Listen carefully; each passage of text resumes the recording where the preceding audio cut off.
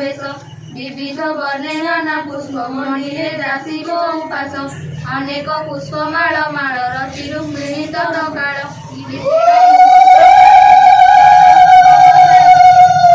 ଆହରଣ କରି ସୁବର୍ଣ୍ଣ ଚାଙ୍ଗୁଡାରେ ଭରି ଶୋଇଲେ ସକଳ ସନିଧେ ଅନେକ ଦୀପାବଳି ମତେ ଯେତେକ ଓଷାର ଦେବୀ ଯେତେକ ଦ୍ରବ୍ୟ କଲେ ବସିଲେ ବାଳିକା ସୁନ୍ଦରୀ ହସ୍ତରେ ପୁଷ୍ପାଞ୍ଜଳି ଧରି ଆବରି ବସିଲେ ସମସ୍ତେ 18 ବର୍ଷ ଲୋକ ଯେତେ ଶ୍ରେୟସୀ ମତି ମଧୁବାମା ରୁକ୍ମିଣୀ ଲୀଳା ସତ୍ୟ ଭାମା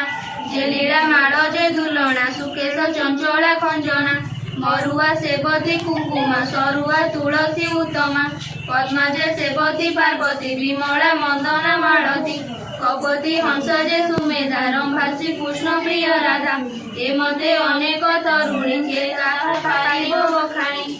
ଦେବକୀ କୃଷ୍ଣ ଜନନୀ ବସିଲେ ସବୁ ନାରୀ ଘେନି ବୃଦ୍ଧ ବାଳିକା ଯୁବା ନାରୀ ବସିଲେ ମଙ୍ଗଳା ସୁମଣି ଜୟତୁ ଜୟ ଗୋ ମଙ୍ଗଳା ଉଧାରୁ ବୁଡ଼ିବାର ଭେଡ଼ା ଜୟତୁ ମଙ୍ଗଳା ଉତ୍ତମ ଆରତ ଭଞ୍ଜନୀ ତୋ ନାମ ସଙ୍କଟ ତାରିଣୀ ମଙ୍ଗଳା ହୃଦେ ମନ୍ଦାର ପୁଷ୍ପମାଳା ପ୍ରସନ୍ନ ହୁଅ ମହାମାୟୀ ଆମ୍ଭକୁ ହୁଅ ଗୋ ସଦୟ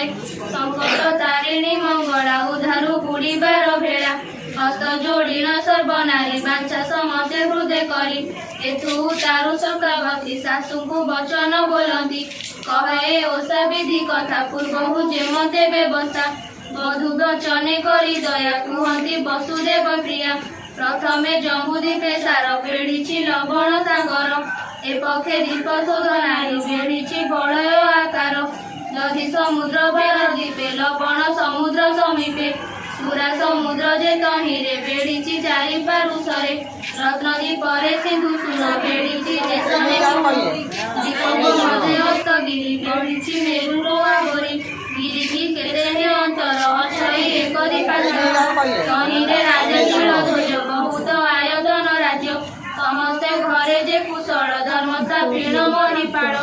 ବାଣିଜ୍ୟ ମାନେ ପବିବ୍ରତା ନିଯୋଗ ଲୋକ ଯେ ଖଟନ୍ତା ସଭାରେ ତାର ମିଛ ନାହିଁ ରାଜ୍ୟକୁ ସତ୍ର ନ ଆସଇ ପରଜା କାଳେ ପୁତ୍ର ଜାଣି ଗୁହାରି ତତ୍କାଳେ ଶୁଣି ମନ୍ତ୍ରୀର ନାମ ଗୁଣନୀତି ପୁତ୍ରର ନାମ ତ ସୁବୁଦ୍ଧି ସେ ନଗର ବଡ଼ ଶୋଭାବନ ଅଳକା ପୁରକୁ ସମାନ ବହୁତ ସାଧବ ଅଛନ୍ତି ବୋଇତ ବାଣିଜ୍ୟ କରନ୍ତି ସେହି ବାଣିଜ୍ୟ ପରସାରେ ଜିଣନ୍ତି କୁବେର କୁବାଦେ